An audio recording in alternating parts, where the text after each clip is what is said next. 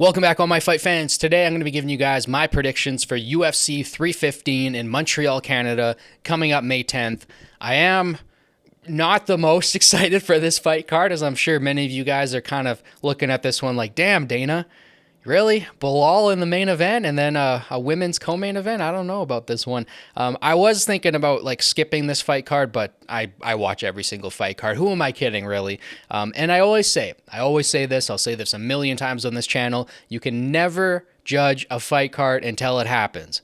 I know, looking at some of the names on this fight card, we might see some terrible decisions, some boring decisions, but you can never judge it until it happens. So we'll see in the breakdown whether or not this was a truly horrible card. There are some fights that I'm pretty excited about. I just saw recently that Gilbert Burns versus Moraes was canceled. Hopefully that gets rebooked soon. I'm very, very excited to see how Moraes turns out in the 170-pound division. He's 25 years old, 17-0. That's a really, really exciting young prospect to get pumped about. So hopefully that gets rebooked, but the rest of the fights on this card should go down as planned. Like I've said before, if any of these fights get canceled before the night of the fight, I apologize, but this is what I have on the UFC website right now. So like always, we'll go through every single fight on the card. So if you guys want to skip around, there will be timestamps down below in the descriptions. I'll go through the early prelims, then the prelims, and then the main card. So let's kick it off with the early prelims. Kicking us off with the first fight of the night, we have a bantamweight bout between Brad Katona and Bekzat Almakhan. I hope I'm saying that right. That fighter is 11-2, and he has 9 finishes by knockout. Now, for bantamweight, that is extraordinary. And I'm also a pretty big fan of these. I believe this is a Kazakhstan fighter. I believe that's a Kazakhstan name. And yeah, I like the Kazakhs. So I'm going to take this guy to win. Bekzat by second round KO. First round KO, that's probably too early. We'll go second round KO for that one. Moving on, we have a featherweight bout between Daniel Santos and, apologies for butchering another name, this happens so often, but Jeongyeong Lee. Jeongyeong Lee, I hope I'm saying that right. This fighter is also 11-2. He has 4 wins by knockout, 3 by submission, 5 of those coming in the first round. Daniel Santos, 12-2, slightly better record, with 6 wins by knockout, 2 by submission, 3 in the first round. This should be a very, very fun fight. This is a early prelim fight that I will be circling because both of these guys have good records. They're young enough that they can still do something in the division. I don't know who I'm going to take. Both these guys are good strikers, so I might go with the South Korean. I'm going to take Lee in this one, but it's going to be a very close fight. So I'm going to take it by decision for Lee.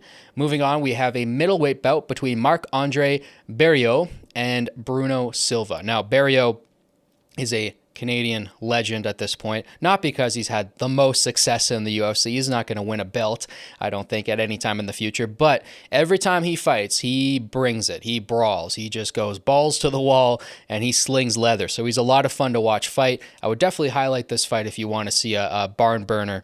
16-9 is Barriault's record, with 10 wins by knockout, 6 in the first round, whereas Bruno Silva is 23-12 with 20 wins by knockout, and 14 of those in the first round. So even though I'm a big fan of Marc-Andre, I like the way he fights. He always brings it. This should be a very, very entertaining first round, but I'm going to take Bruno Silva by first round knockout. When you have that many knockouts and that many in the first round, it's kind of hard to bet against that.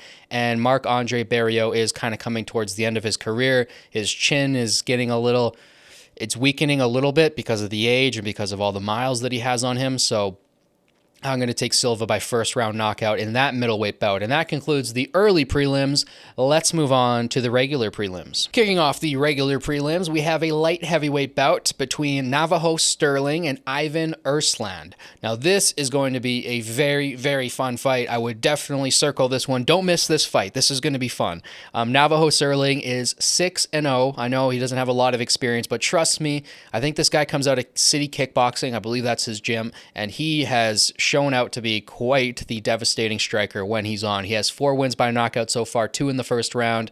Ivan, on the other hand, also a pretty fantastic record. He's 14-4, so a couple losses there, but he has 10 wins by knockout, 1 win by submission, and 11 first-round finishes. So he's gotten those 10 wins by knockout and that 1 win by submission. All of those wins came in the first round. So that's pretty impressive. And he's also from Croatia. You don't usually see a Croatian fighter in the UFC. So This one's tough, man. The last time I saw Navajo Sterling fight, it was a relatively close fight, but he looked really good in that fight. You can tell that this is a high-level striker. I think this is going to be a back-and-forth fight. It could end in knockout. Both guys have the ability to do it, but I'm going to take Ivan by decision, only because he has a little bit more experience, and it seems like he has a lot of power in his hands, and if he's able to keep kind of Sterling on the back foot and kind of pressuring him the whole fight.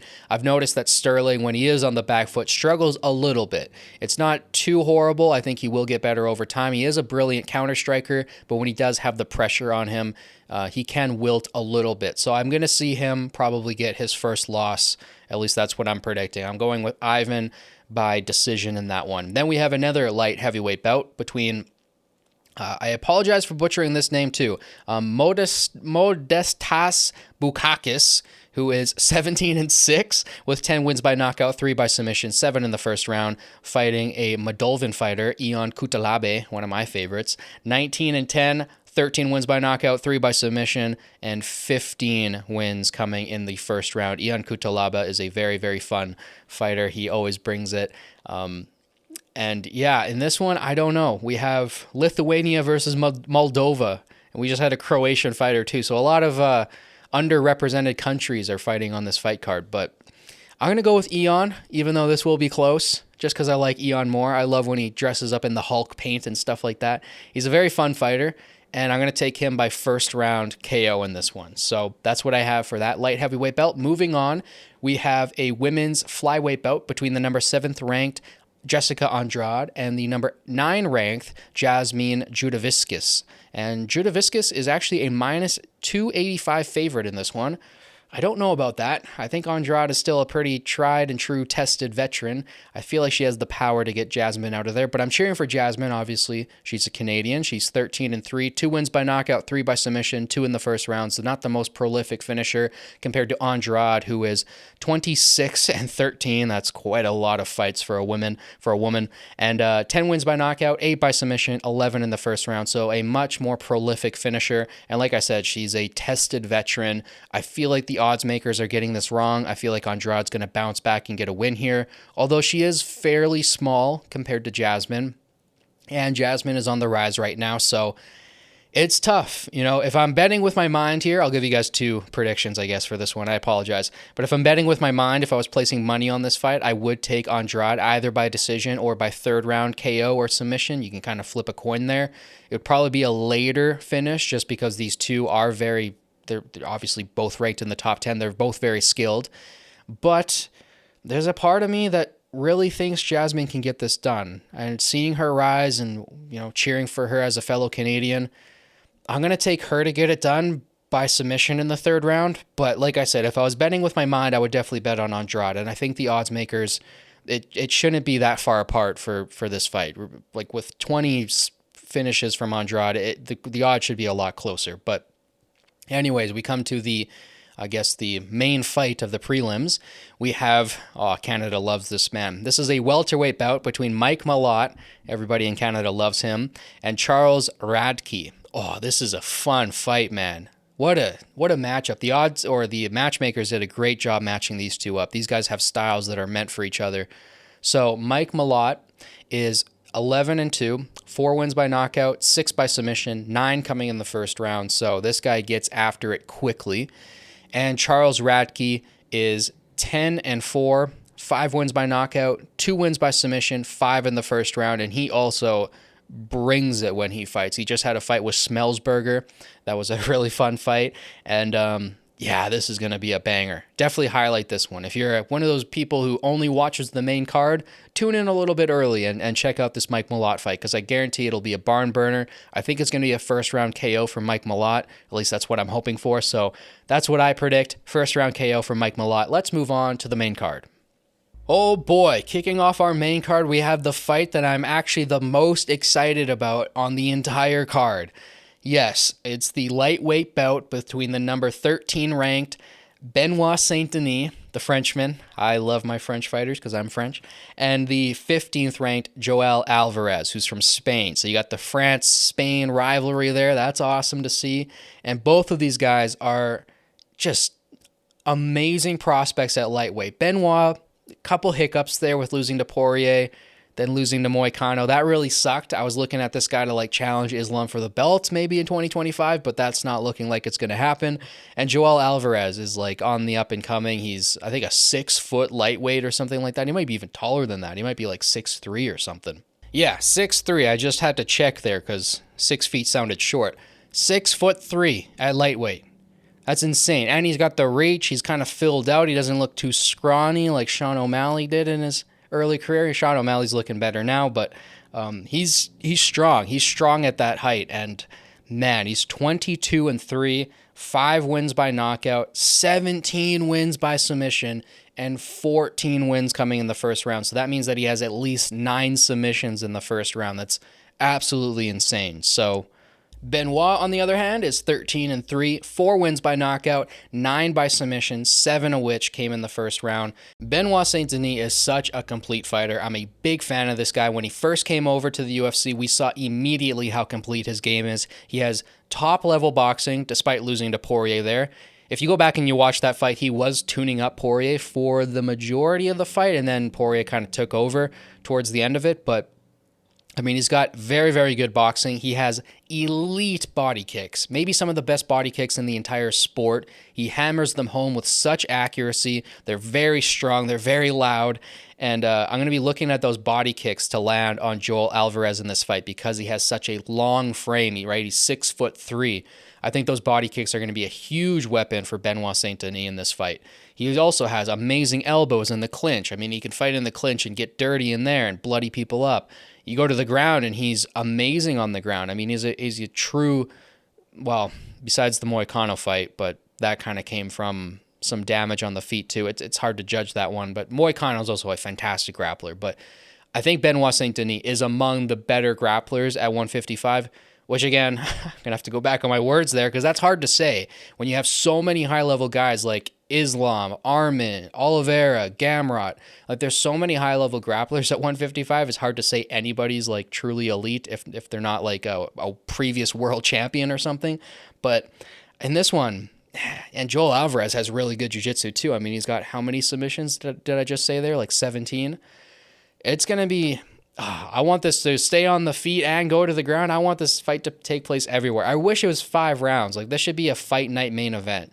There's so much talent and skill in the octagon when these two step in there. I'm so excited for this fight. Like, this is really going to show us like who's the next top prospect in this division. I think whoever wins this fight could become champ in the future, like truly.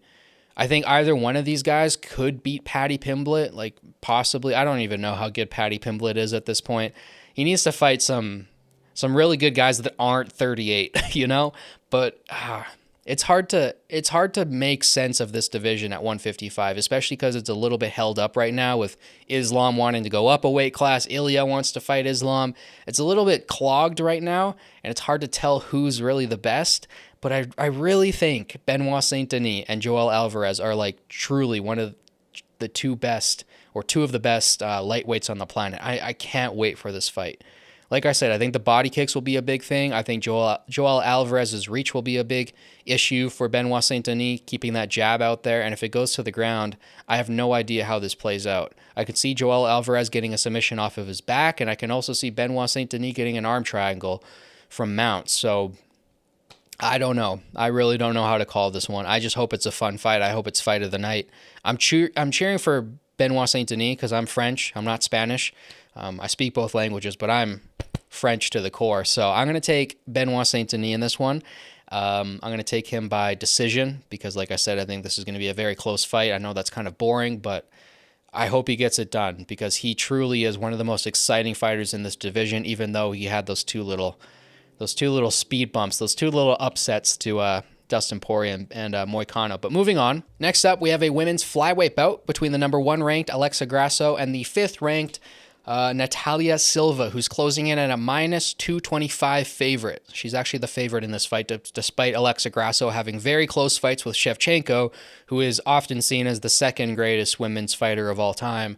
I truly think Grasso will go up there as one of the top 5 best or greatest women's fighters of all time. It's hard to rank that, but Grasso is so damn talented. She has such great boxing. She has power in her hands. I don't know why the odds makers are overlooking her in this one. Her last fight was very, very close. I mean, Shevchenko won it because she's more well-rounded and she used strategy to win that fight. That was in the Sphere. A lot of people thought that fight was very, very boring, which it would be if you're not a Valentina fanboy like I am. She basically just laid on Grasso for 5 rounds, and that's how she got the victory, which is smart, I guess, if you want to get your belt back. It's not very exciting, but it is smart, and that's the only way that Shevchenko could have beaten Grasso, because Grasso is a very, very high-level fighter. I don't know why she's the underdog in this one, but Natalia Silva is no joke either. She's 18-5. She's on a 12-fight win streak, so that's probably why the odds makers are giving her the nod. She's got 5 wins by knockout and 7 by submission, so she is a well-rounded fighter. Grasso is 16-4, 4 wins by knockout, 2 by submission, 5 in the first round. So when she does get finishes, she gets them fast, but when she doesn't, she usually goes to decisions, and sometimes that can hurt her, as it has in the past. So this is a tough one to call. I kind of want Natalia Silva to win because I really like her style. She's a really fun fighter. Like I've read there off of how many finishes she has. She goes out there and she looks to finish the fight, which is exciting. I think I'm going to take her to win by decision in this one. I don't think this one can go to a knockout or a submission because I think both fighters are just so high level. The skill level is almost equal here. But I think Grasso is kind of coming to the end. I think Natalia Silva, I think, is 28 years old, so she's just kind of coming into her prime, whereas Grasso is kind of, I think, in her mid-30s now. So I think this is the changing of the guard now, and I think Natalia wins this, and then she fights the winner of the co-main event. But I think both women's fights are fantastic. I would not be looking at these women's fights going, oh, that's time for a bathroom break, or we can go out for a smoke during those fights. I would sit down and watch these fights. They're going to be very, very entertaining fights. They're going to be back and forth. They could, either one of these female fights could end in a finish. I think the co-main event's probably definitely going to end in a finish if I had to guess, but these are going to be really, really fun women's fights. I'm actually really excited for these two. They're going to be fantastic. But moving on, we have a bantamweight bout between the number 11th ranked Jose Aldo, still ranked, which is crazy. Been watching him fight since I was like 12, and the number 14 ranked Alman Zahabi, the brother of Faraz Zahabi. And Aldo's closing in at a minus 225 favorite. I would probably take Zahabi to win this one just because it's so hard to bet on a 40-year-old fighter, even when it's Jose Aldo, a guy who's like on the Mount Rushmore of MMA fighters. At least I think so. I think it's between him and Silva, whoever you want to plug in after GSP, John Jones, and Demetrius. But Aldo, you can certainly make a case, is on the Mount Rushmore of MMA fighters. He's got probably the greatest featherweight career of all time. He's fought in multiple weight classes, and he's been dominant. I mean, his takedown defense is some of the best the sport has ever seen, ever. Like, truly some of the best takedown defense ever seen in the sport. He's got maybe the best leg kicks ever seen in the sport. You know, there's guys like Barboza and John Jones who are up there, but you look what Jose Aldo, this is always referred to, but when you look what he did to Uriah Faber, it's sickening. It's sickening that he turned his entire thigh black.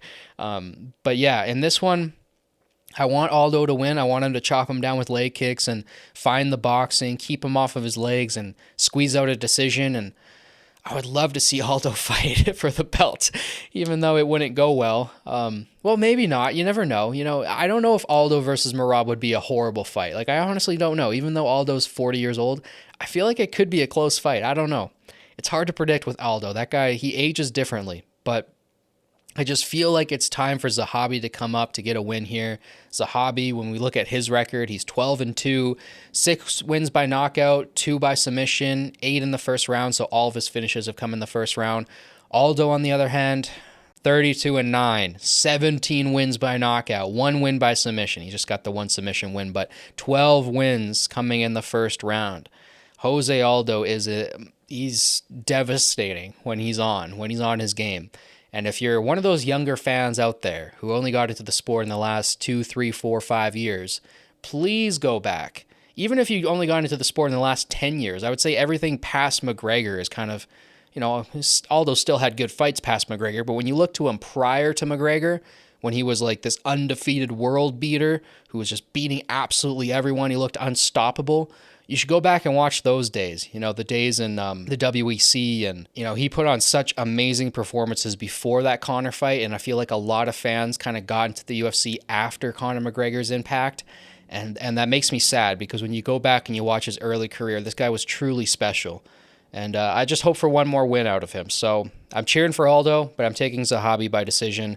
I just feel like he's younger, he's got more skills, and he's got Firas Zahabi in his corner, who's one of the greatest minds, one of the greatest coaches in the sport. So we'll see how it plays out, but I'm going to take Zahabi, even though I'm cheering for Aldo. Let's move on to the co-main event. And in our co-main event, we have the women's flyweight title on the line between the champion, Valentina Shevchenko, and Manon Fiorot. Now, Fiorot is coming into this fight as the favorite somehow, a minus 155 favorite, which is impressive. She has a 12-1 record, 7 wins by knockout, 5 by decision, and 7 wins in the first round. So all of her knockouts have come in the first round.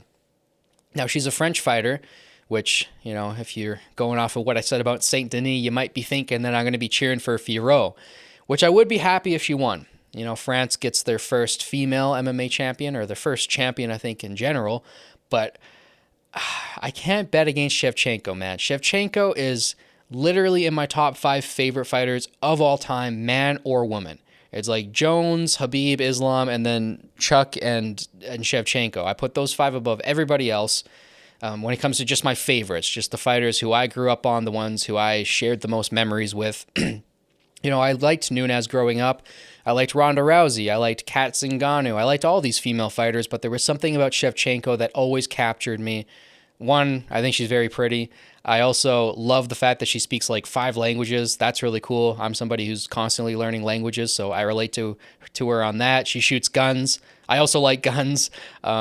Everything about her, man. Her kickboxing is elite. Her watching her Muay Thai career, going back and watching that, it's beautiful to watch her strike. When she gets in the octagon, she's always looking for a finish, even if sometimes she has, difficult fights like the Maya fight or the last Grasso fight where she kind of has to make the fight a little bit boring to get the win. I know some fans aren't the biggest fan of Valentina Shevchenko because they think that she's a boring decision fighter. But when you see her come up on the rise, when you watch her fights with Nunes, both of her fights with Nunes are so entertaining. When you see her head kick knockouts of like Jessica Ai and stuff like that, she's really she's a treat. She's a treat to watch, and she's my favorite female fighter of all time. Like I said, she's in my top 5 favorite fighters of all time. I just love the technique, the beauty of it, her spinning back kicks, her spinning wheel kicks, her Superman punches, her elbows, her judo throws. There's just so much beauty to the technique. She's flawless in almost every dimension. And really the only thing holding her back in this division is she's kind of an in-betweener. She's kind of in between 115 and 125. And there are some women at 125 that are a little bit big for her. Even Grasso looked a little bit big for her. And 135 is where she fought at for a long time.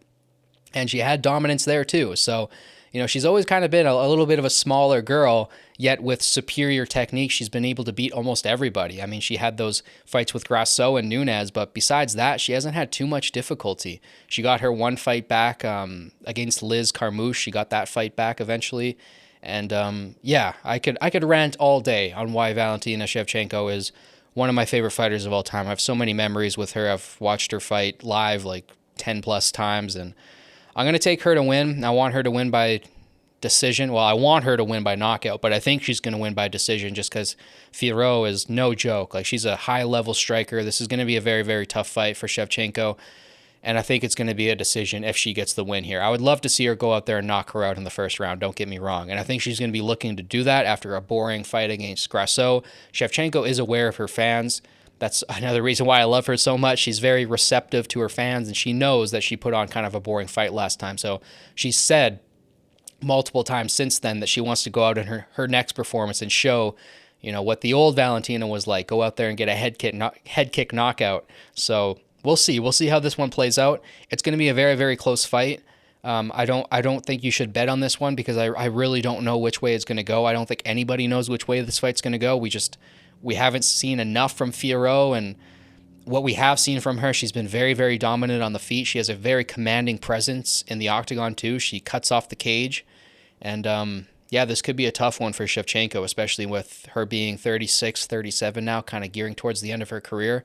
But I'm cheering for her, and I'm going to pick her to win. So we'll see how that one plays out. But like I said, it's hard for me to bet against one of my favorite fighters of all time.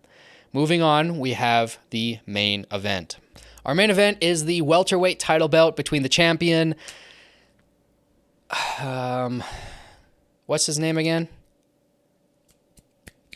I'm blanking. I can't remember the name of the champion. You guys are going to have to let me know down below in the comments because I forget his name. Versus the number 5 ranked Jack Della Maddalena. I can never say his name properly. I apologize. I always fumble on his name. I apologize, my Aussie fans. I am actually cheering for your boy, though. I think most people are. He's 17-2. 12 wins by knockout, 2 by submission, 8 in the first round. Jack Della Maddalena is a phenomenal fighter. He's a tremendous boxer. He works body hooks like, as a fan of boxing, this guy, he gets me going, man. When I see Jack Della Maddalena put those body hooks on people and start racking that body damage up, it's a beautiful thing to see. It is so beautiful. As a boxing fan, it warms my heart because I wish more people in the UFC did that. We have guys like Ilia Topuria that really dig the body like that. They duck low and really crank those hooks and uppercuts into the body, but not enough people are doing it. And the more you do it, it just works. It just works. You should start doing it from round 1. We just saw this at the time of recording this video last night. I'm a huge fan of Bo Nickel. Huge fan. I've been watching his collegiate career. I watched him try to break into the Olympics. I've been a fan of him for so long. And I was saying when he came into the UFC, you can just throw this guy in there against Israel Adesanya tomorrow, and he'll be able to take him down and probably submit him. But I said going into the De Ridder fight that this is a guy that's going to test Nickel. Nickel's going to find out. He's going to find out very, very quickly. Now, I thought that De Ridder was going to jiu-jitsu Bo Nickel because that's what he does to absolutely everybody. De Ridder has 2 losses in his career, and they're both to one man, a triple champion, a heavyweight triple champion called Anatoly Malikin, who is the second coming of Fedor. He has 1 loss on his record, Malikin, and it was a very, very close fight that I thought that he won. Malikin is devastating. He's one of the scariest fighters in all of MMA right now, and that's De Ridder's only loss. So going into that fight, I was like, De Ridder's got this, man. He's going to submit Bo Nickel. What did we see in that fight? Well, De Ridder put body knees into Bo Nickel's abdomen like nothing I've ever seen before, and he got him out of there with body knees, immediately. In the second round, just hit him with 1 body knee and dropped him, and that was a knockout. So you need to invest in body shots. Invest early and dig as hard as you can to the body, whether it be with knees, like we saw from De Ridder, or Prates is another guy who throws body knees exceptionally well, or you got to dig to the body with your hands, like Ilya and like Jack Della Maddalena. Now, if he can do that to Belal, he's going to crumble Belal. Belal's not going to make it to the 4th and 5th round if Jack Della Maddalena sticks to his regular game plan and just racks up body shot after body shot. I think he can do it. He has very, very nice boxing. It's not like the most elite, clean boxing in the world. It's very close. It's very good. But I think guys like Ilia Topuria are a little bit more clean around the edges. But I think getting dirty like that, like Jack Della Maddalena gets sometimes, I think that will actually benefit him in this fight because this will be a dirty fight. Don't get me wrong, I'm not the biggest fan of Belal. I don't think many people are. When you have 4+ hours in the octagon and you have 0 knockdowns, doesn't really make for entertaining fights. I don't think Belal Muhammad is a very entertaining fighter.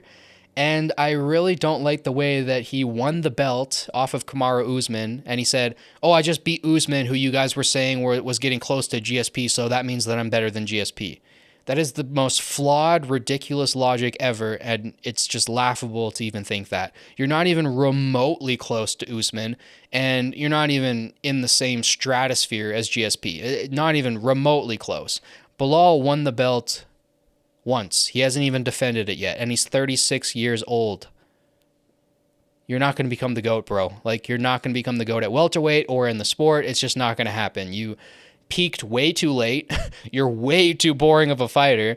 And even if you do defend against Jack Della Maddalena, I think the next fight is going to be pretty devastating, whether it be Ian Gary, Shavkat, Carlos Prates. All of these guys, they're just too devastating. I think they're going to take Belal out. So I hope it's Jack, though.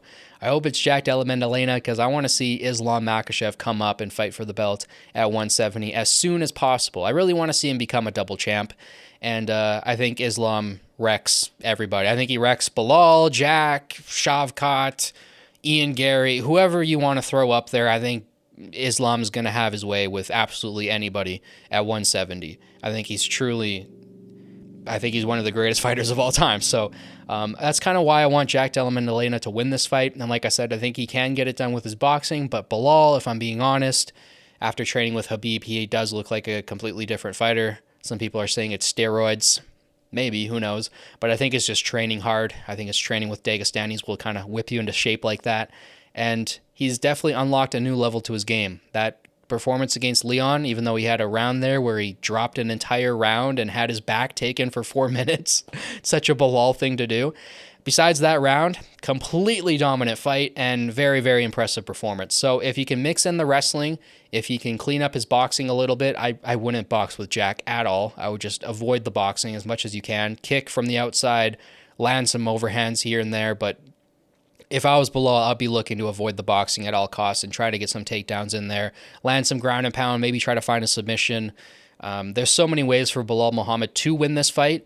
Not by stoppage, I don't think. I think that basically all of his wins are just different ways to get to a decision. But if there is a finish in this fight, I think it will come from the blue corner. I think Jack Della Maddalena will get a knockout. And I'm going to predict him to win by knockout, actually. Even though Belal is the minus 230 favorite, even though he's the more complete and well-rounded fighter, I think being 36 years of age, having this ego on you that's really doesn't fit what you've done and what you've accomplished, I think Jack is going to go in there humble, cool, cold, and cautious, and I think he's going to find those shots. I think he's going to find the body hooks and the uppercuts, and I think he's going to wilt Belal. I think he's going to tear him down. I think he's going to get a 4th round KO. That's what I'm going to predict for this one. It's a hard one to predict. Like I said, there's so many ways for Belal to work this to a decision. There's so many ways he can do it, but hopefully it's just a fun fight. That's all I'm hoping for. I hope that the Shevchenko fight isn't a repeat of the Grasso fight, and I hope the Belal fight isn't a repeat of every single Belal fight Belal's ever been in, because they've all been boring. I've never watched a Belal fight and went, that was a barn burner. That was so much fun. He's such a boring fighter. So hopefully he gets dethroned this weekend. And yeah, if you guys are a Belal fan and you guys want to let me know why you think he should win or how he will win, definitely let me know down below in the comments. If you're like most MMA fans and you're cheering or rooting for Jack, let me know down below in the comments how you think he will win. And let me know how you guys think all these fights will go down. I love chatting with you guys, so let me know down below in the comments. Don't forget to like, subscribe, share with your friends to help boost this channel and the algorithm. Thank you guys so much for watching. As always, it means the world to me. Enjoy the fights. I'll catch you guys in the next one. Peace.